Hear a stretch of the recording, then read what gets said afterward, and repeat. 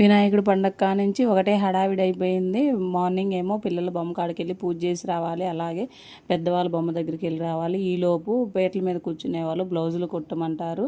అలాగే బ్లౌజ్ అయితే కుట్టాను, దీనికైతే సెల్ఫ్ వేసాను అనమాట. బాగుంటుందని డిజైన్ చేయట్ కదా, అందుకోసం బ్లౌజ్ కంప్లీట్ అయిన తర్వాత మా ఫ్రెండ్ వాళ్ళు పేటల మీద కూర్చుంటున్నారు. అందుకని ప్రసాదం రెడీ చేయడానికి రమ్మన్నారు. అందుకని వాళ్ళ ఇంటికి వెళ్ళి పులిహోర చేసాము. పులిహోర, కేసరి, గుగ్గుళ్ళు అలాగే 3 రకాలు చేశారనమాట.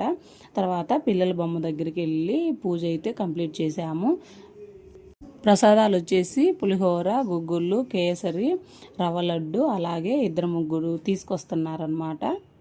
పిల్లల బొమ్మ అయినా కానీ అందరూ వచ్చి భక్తి శ్రద్ధలతో పూజలు చేస్తున్నారు. పూజ అయిపోయిన తర్వాత హారతి అయితే ఇచ్చేసామన్నమాట. తర్వాత అయితే ఇంకో బొమ్మ దగ్గరికి వెళ్ళేసి అక్కడ కూడా హారతి తీసుకొని అందరం అయితే నైవేద్యాలు తీసుకొని వచ్చేసాము. అలాగే మీరు ఈ పండుగని ఎలా జరుపుకున్నారో కామెంట్ చేయండి. ఈ వీడియో నచ్చినట్టయితే లైక్ అండ్ సబ్స్క్రైబ్. వినాయకుడి పండగ కానించి ఒకటే హడావిడి అయిపోయింది. మార్నింగ్ ఏమో పిల్లల బొమ్మ కాడికి వెళ్ళి పూజ చేసి రావాలి, అలాగే పెద్దవాళ్ళ బొమ్మ దగ్గరికి వెళ్ళి రావాలి. ఈలోపు పేటల మీద కూర్చునే వాళ్ళు బ్లౌజులు కుట్టమంటారు. అలాగే బ్లౌజ్ అయితే కుట్టాను, దీనికైతే సెల్ఫ్ వేసాను అనమాట. బాగుంటుందని డిజైన్ చేయట్ కదా, అందుకోసం బ్లౌజ్ కంప్లీట్ అయిన తర్వాత మా ఫ్రెండ్ వాళ్ళు పేటల మీద కూర్చుంటున్నారు. అందుకని ప్రసాదం రెడీ చేయడానికి రమ్మన్నారు. అందుకని వాళ్ళ ఇంటికి వెళ్ళి పులిహోర చేసాము. పులిహోర, కేసరి, గుగ్గుళ్ళు అలాగే 3 రకాలు చేశారనమాట. తర్వాత పిల్లల బొమ్మ దగ్గరికి వెళ్ళి పూజ అయితే కంప్లీట్ చేసాము.